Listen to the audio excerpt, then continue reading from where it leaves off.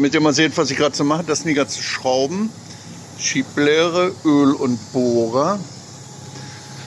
Da ist die große Standbohrmaschine. Hier haben wir jetzt gerade die Pilotlöcher für die Anker gemacht. Das sind die Führungen für die Stahlstangen. Da kommen jetzt unten noch die großen Löcher rein. Ist noch kein Bier drin, ist immer noch Mineralwasser. Noch, aber nicht mehr lange.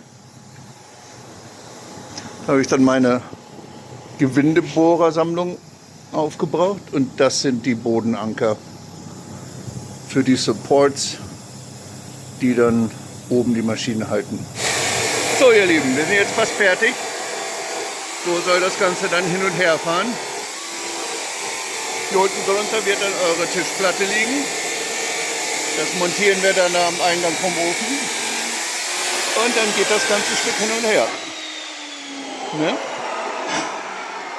Butterweich mit einem Finger bewegt.